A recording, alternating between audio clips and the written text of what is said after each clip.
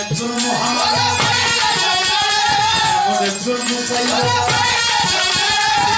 একজন হাসিব, একজন রশিদ,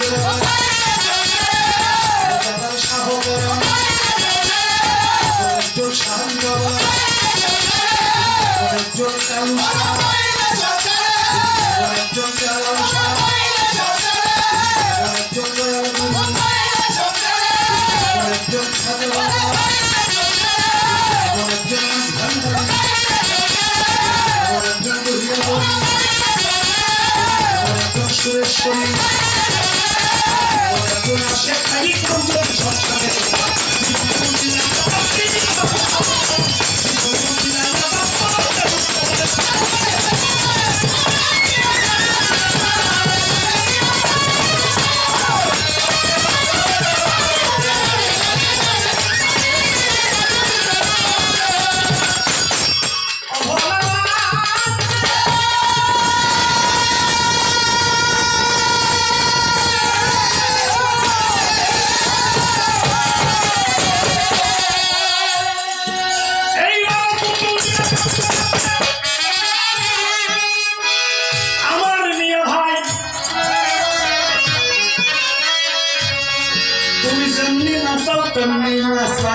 নাসি আমার তো দোষ নাই। ঠিক আছে কথা। এই যে দুনিয়া কিসের লাগলা এত যত্ন করে আল্লাহ তো প্রেমের কারণে দুনিয়া সৃষ্টি করছে। সেই প্রেমকে যারা নস্বাত করছে, দুরিশ্বাত করছে, সেই প্রেমকে যারা অপব্যবহার করছে, মানুষ হয়ে যারা মানুষের ইনসানিয়ত জাগ্রত করে নাই, মানুষ হয়ে যারা মনুষ্যত্ব জাগ্রত করে নাই, মানুষ হয়ে যারা পশুর মতো চলাফেরা করছে, এই জন্যই তো পৃথিবী ধ্বংস হবে। ওই যে একটা কথা বলছে না, পৃথিবীতে যত মানুষ, এই মানুষের ভিতরে ঈমান বিশ্বাস আছে, সেই আল্লাহ প্রতি বিশ্বাস ঈমান যতদিন পর্যন্ত একটা মানুষের ভিতরে থাকবে ততদিন পর্যন্ত পৃথিবী কিয়ামত হবে না। যখন নাকি সব মানুষের অন্তর থেকে বিশ্বাস উঠে যাবে, একদিন থাকবে না, তখনই এই পৃথিবী আল্লাহ কিয়ামত করবে। তাই বুঝছে না?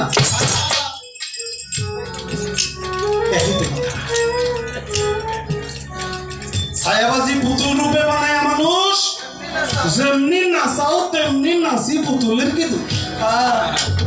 কত ঠিকই সেটা ওই পর্যায়ের ভাই। আজকে যদি কেউ আপনার গালে একটা থাপ্পড় মারে, আপনি যদি বলেন আলহামদুলিল্লাহ যা কিছু হয় মালিকের পক্ষ থেকেই হয়, তাহলে ঠিক আছে। আপনারা যদি গানে না খাওয়াইতে না খাইতে না দেয়, গানের না ওটা গানের কথা বলে বই দিয়ে করতেছি, আপনি যদি খাইতে না পান, সারাদিন না খেয়ে থাকেন, তারপরেও যদি বলেন আমার মালিক আমার যে হালে রাখে শুকরিয়া, না খেয়ে থাকলে কোনো আপত্তি নাই। আর একজন পাঁচতলা আছে, আমি গাছতলা আছি, আমার মালিক গাছতলা রাখতে ভালোবাসে, এই জন্য আমি গাছতলায় থাকি। আর একজনে প্যান্ট কোট শার্ট পরে, আমি সিরা ভরা গামছা পরে থাকি, তাতেও যদি আপনার মনে হয় আলহামদুলিল্লাহ আমার মালিক আমার এই বেশটাই পছন্দ করে, এই পর্যায়ের কোন ব্যক্তি তার কোন দোষ কোনদিন হইতে পারে। কিন্তু ভাই আপনার যদি ইগুতে লাগে, আমি এত বড় বয়তি, আমি আমার সরকার এত বড় বয়তি, খালি আপনি এত বড় বয়তি, এত সম্মান, আমার এই কথা বলল পাবলিকে, এদের আমার ইগুতে লাগে, খারাপ লাগে, তাহলে আমি সেই পর্যায়ের ব্যক্তি, আমি সেই পুতুল হইতে পারি না।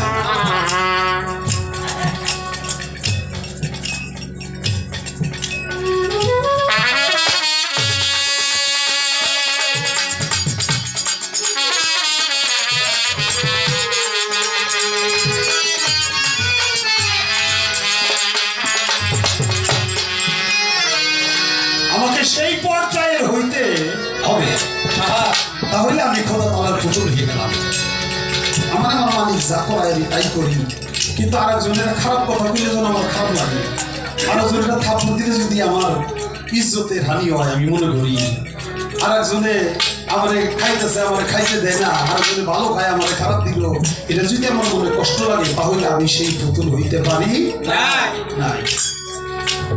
ঠিক পুতুল যেমন নিষ্প্রাণ, তারা লাত্তিতে ফালাই দিলেও পুতুলের কিছু আসে যায় না, আবার ওইটা দইটা চুমা খাইলেও পুতুলের কিন্তু কিছুই আসে যায় না। একটা মানুষ যদি তার বিবেক, তার মন, তার মানসিকতা সবটুকু যদি সেই পর্যায়ে ওই পুতুলের মতো বানাইতে পারে যে আমার একজন লাত্তিতেছে আমার কিছু আসে যায় না, একজনের দিনে চুমা খাইতেছে তাতে আমার কোনো ভালো থাকে মানে আমি যেরকম আছি এইরকমই, আমার কোনো ভালো নেই, আমার কোনো মন্দ নাই। যদি এই পর্যায়ের কোন ব্যক্তি হতে পারে সে অবশ্যই আল্লাহ হাতের খেলার পুতুল, তার হাসর প্রান্তে কোনো বিচারের ভয় থাকবে।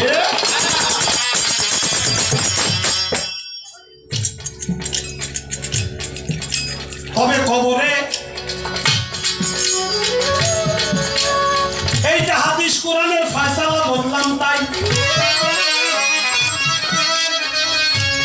1500 বছর আগে নবী দুনিয়া থেকে চলে গেছে, জানেন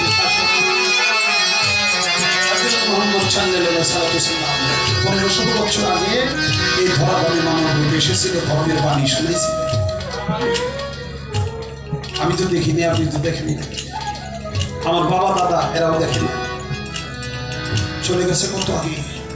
সেই কবর প্রদেশে, কবর প্রান্তে, অন্ধকার কবরে যেখানে কেউ হাজির নাজির থাকবে না, সেখানে নবী করিম সাল্লাল্লাহু আলাইহি ওয়াসাল্লামের চেহারা মুবারক আমার সামনে আইনা যদি জিজ্ঞাসা করে তুমি চিনো কি না, ওই যে আমি যে কম মুহার রাসূল নবী আমার রাসূল আমি চিনো কেমনে,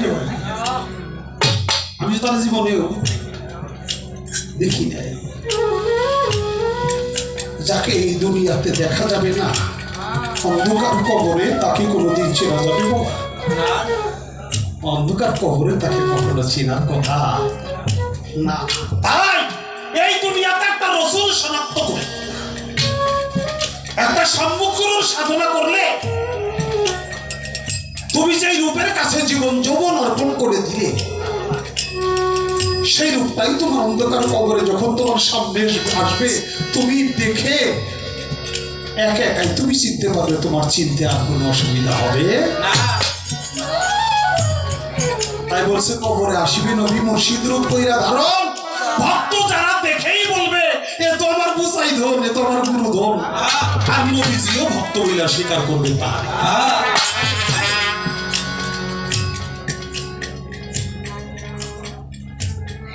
মাজা। আহা কিবা বলবো, আমার খাজা বাবার ভক্ত একজন সবারে জানাই,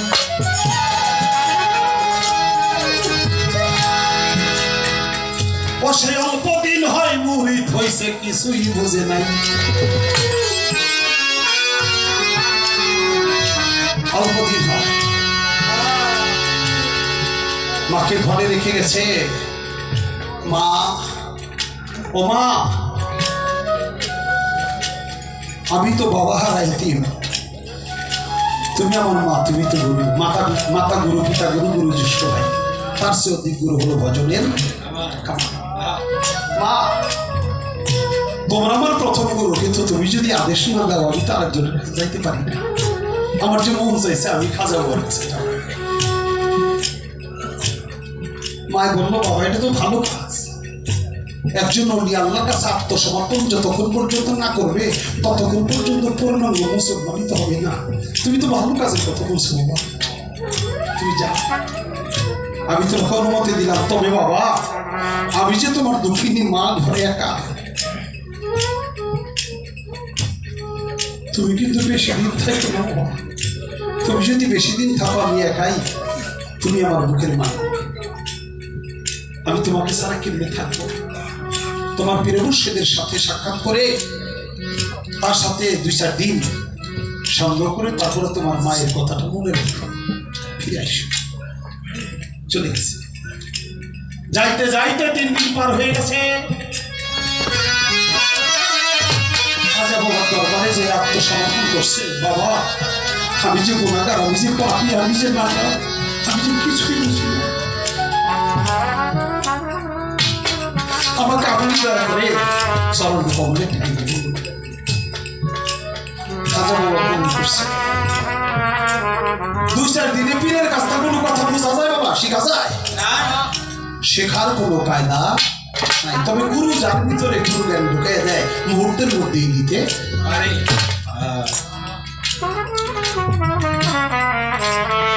দেখতে দেখতে 7টা দিন চলে গেল। গুরুর কদম মুবারক ধরে, খাজা বাবার কদম মুবারক ধরে বলছে, বাবা আমার যে দুঃখিনী মা একা একা বাড়িতে, আমি ছাড়া যে আমার মার আর কেউ নাই। আমি তো আপনার গোলাম হয়ে গেলাম, আপনার অনুমতি ছাড়া যাওয়ার কায়দা নেই। যদি আপনি অনুমতি দিতেন তাহলে আমার মায়ের কাছে আমি ফিরে যাইতাম। খাজা বাবা বলল, ঠিক আছে বাবা, তোমার মায়ের সেবা যত্ন করো, মা যেন তোমার পক্ষে কোনো কষ্ট না পায়। কারণ বাবার মা তার হলো আল্লাহ নবীর বহিঃপ্রকাশ রূপ। বাবার ভিতরে খোদার স্বভাব আর মায়ের ভিতরে হলো নবীর স্বভাব। তার জন্য তোমার দ্বারা কোনো কষ্ট না পায়। ঠিক আছে বাবা। ভক্ত 2 চোখের পানি ছেড়ে খাজা বাবাকে বলছে, বাবা আমি তো জানি না আমার ভাগ্যে আর হবে কি আপনার সাথে এরকম দেখা। আপনার এই চাঁদ মুখখান আর কবে আমি দর্শন করতে পারবো এটা আমার জানা নাই। 7টা দিন কেমন করে পার হয়ে গেল তাও আমি বুঝতে পারলাম না। মায়ের টানে আমার ঘরে ফিরতে হবে। আপনার কাছ থেকে কিছু জানলাম না, কিছু বুঝলাম না। শুনছি বিশ্বাসের তো বিশ্বাস নাই। যখন মালিক ডাক দিবে তখনই তো চলে যাইতে হবে, তাকারও কায়দা নাই।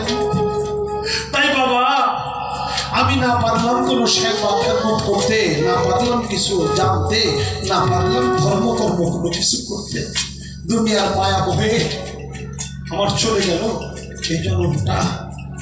যদি আমি কবরবাসী হয়ে যাই তখন এই অন্ধকার কবরের ফেরেশতা যখন জিজ্ঞাসা করবে তখন আমার উপায় কি হবে? আমি কি করে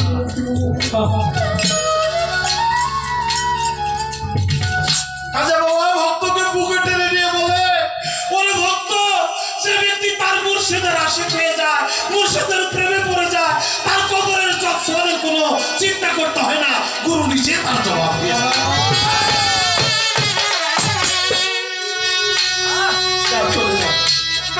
যারা আমার হুসাইন বাবার পাগল, যারা আমার হুসাইন বাবার আশিক, তাদের কবরের হিসাব নাই, অর্থাৎ তাদের কবরের শিক্ষা নাই।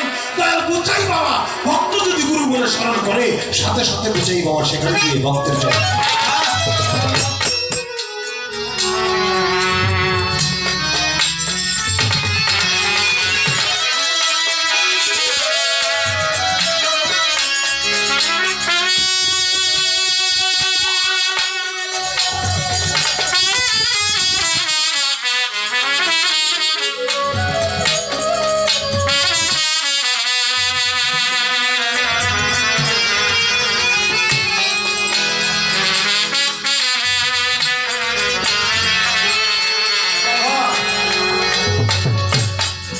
চরণ কমলের চুপকে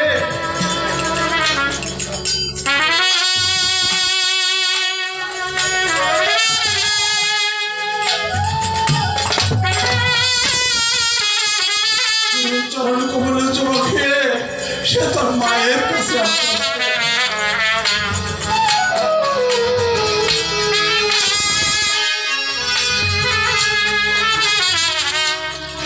মায়ের কাছে ফিরতে ফিরতে তার হাতে হাতে 3 দিন চলে গেছে।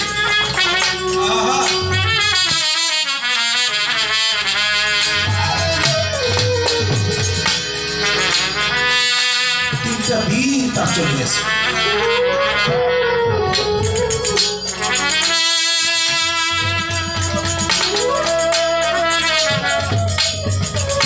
ভক্ত একা হয়ে গেছে, কারণ সেই যে দয়াকে রেখে আসছে এখন রাস্তায় আসতে আসতে হাতে শরীরে শক্তি পড়ে না, পায়ে হাঁটার বল নাই।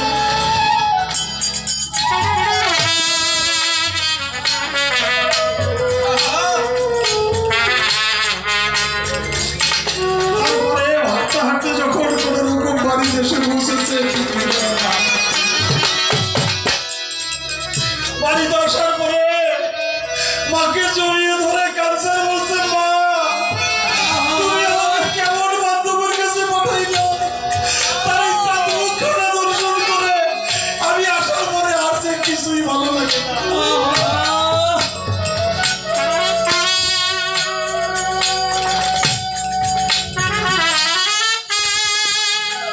আর যে আমার কিছুই ভালো লাগে না মা, খাইতে গেলে খাইতে পারি না, শুইতে গেলে ঘুম আসে না, সব সময় যেন আমার সেই প্রাণের বান্ধবকে আমার কল্পনা হয়, সব সময় আমার মনের আকাশে আমার সেই বান্ধবী ঘুরে বেড়ায়।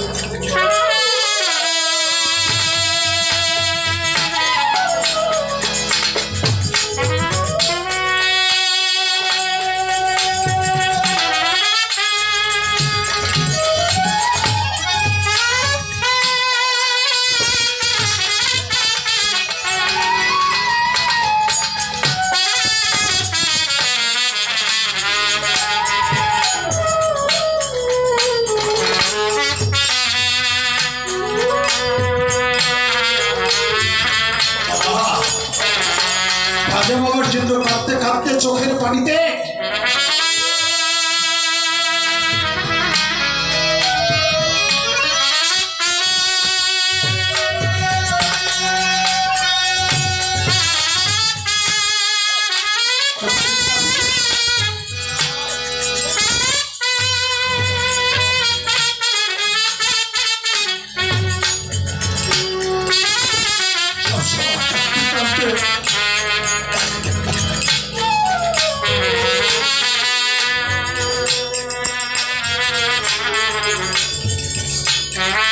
সবসময় গুরু চিন্তা করতে করতে না খেয়ে থাকতে থাকতে শরীরটা আপনার শুকাই যাচ্ছে।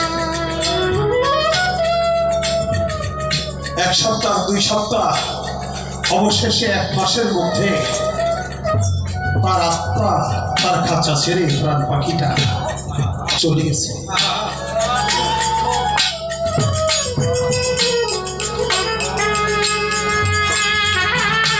মায়ের কোলে মাথা রেখে সন্তান চিরদিনের জন্য ঘুমিয়ে পড়ছে। মা সন্তানকে বুকে নিয়ে কাঁদছে। শিশুকালে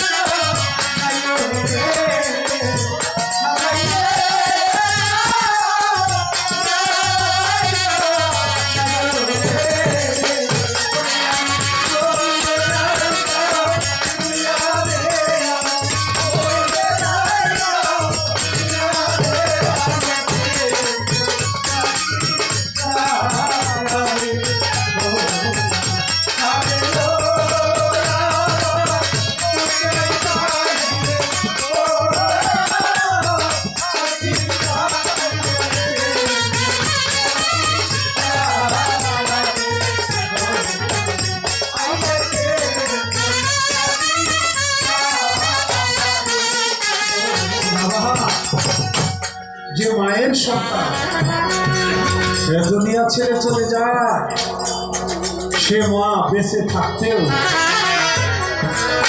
সত্যিকারের বাচ্চা থাকে না। সে মহিলা কোন রকম বাচ্চা থাকে, মত বেহাল মাটির সাথে মিশে গেছে। প্রতিবেশীরা এসে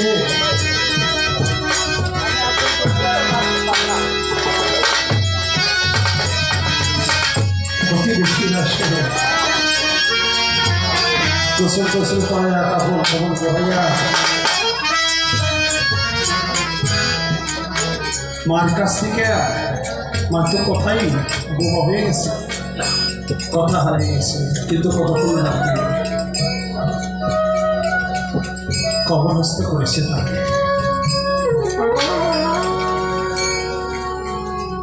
মুনকির নকির ফেরেশতা চলে আসছে কবরে, মুর্দাকে জীবিত করে জিজ্ঞাসা করে, বোকা তোমার রবকে?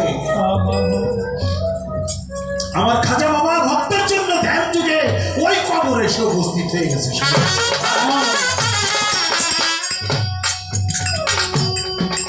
আমার খাজা বাবা প্রশ্ন করে কবর থেকে, আমার খাজা বাবা কবরের উপর থেকে জবাব দেয়, রাব্বি আল্লাহ। কি কবরের মধ্যে কোনো মানুষ নাই, মুর্দা কোনো জবাব দেয় না, জবাব দেয় কে? খেয়াল করে দেখে কবরের উপর থেকে জেন্দা মানুষের মরা মানুষের কবরের জবাব দিয়েছে। ফেরেশতারা বলল, আপনি কে? আপনাকে সম্মান করি। জিজ্ঞাসা করছি মুর্দারে, মুর্দা তার জবাব দিব। আপনি জেন্দা মানুষের জবাব দেন কে? একটা জবাব দিছে, আর দুটো জবাব।